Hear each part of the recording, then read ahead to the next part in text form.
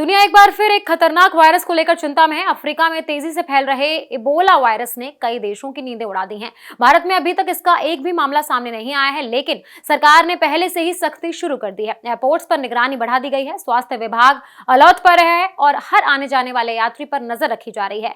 आखिर कितना खतरनाक है इबोला, आइए समझते हैं। अफ्रीका के कुछ देशों में फैल रहे इबोला वायरस को लेकर भारत सरकार पूरी तरह सतर्क हो गई है। फिलहाल देश में इबोला का कोई मामला सामने नहीं आया है, लेकिन एहतियात के तौर पर एयरपोर्ट पर खास निगरानी शुरू कर दी गई है। सरकार नहीं चाहती कि दूसरे देशों से आने वाला कोई संक्रमित व्यक्ति भारत में इस वायरस को फैलाए। केंद्रीय स्वास्थ्य और परिवार कल्याण मंत्रालय ने सभी संबंधित विभागों को सतर्क रहने के निर्देश दिए हैं। दरअसल विश्व स्वास्थ्य संगठन यानी कि वर्ल्ड हेल्थ ऑर्गेनाइजेशन ने अफ्रीका के कुछ हिस्से में फैले इबोला संक्रमण को गंभीर स्वास्थ्य का खतरा बताया।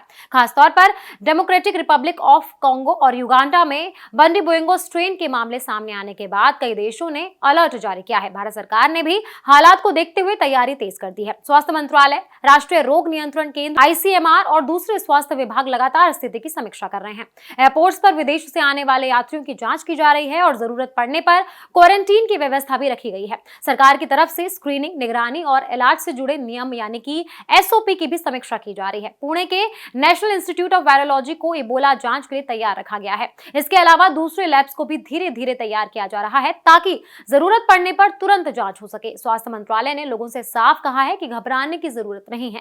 अभी भारत में कोई भी इबोला का मामला सामने नहीं आया है और खतरा बहुत कम माना जा रहा है, लेकिन सावधानी रखना बहुत जरूरी है। लोगों से अपील की गई है कि सोशल मीडिया पर किसी भी गलत या अपुष्ट खबर को शेयर ना करें। अब सवाल है कि आखिर इबोला वायरस कितना खतरनाक होता है। इबोला एक बेहद गंभीर और जानलेवा वायरस माना जाता है। इससे मरीज को तेज बुखार, कमजोरी, उल्टी और शरीर के अंदर खून बहने जैसी दिक्कतें हो सकती हैं। कई मामलों में मरीज के शरीर के अंग काम करना बंद कर देते हैं। यही वजह है कि इसे दुनिया के सबसे खतरनाक वायरसों में गिना जाता है। ये वायरस आमतौर पर संक्रमित जंगली जानवरों, खासकर चमगादड़ों के संपर्क से इंसानों में पहुंच सकता है। इसके अलावा किसी संक्रमित व्यक्ति के खून, पसीने, लार, उल्टी या दूसरे शारीरिक तरल पदार्थ के सीधे संपर्क में आने से भी ये वायरस फैलता है। हालांकि राहत की बात यह है कि इबोला हवा या पानी से नहीं फैलता, यानी ये कोरोना वायरस की तरह हवा में फैलने वाला संक्रमण नहीं है। सरकार का कहना है कि देश की स्वास्थ्य व्यवस्था पूरी तरह तैयार है और किसी भी स्थिति से निपटने के लिए लगातार निगरानी रखी जा रही है।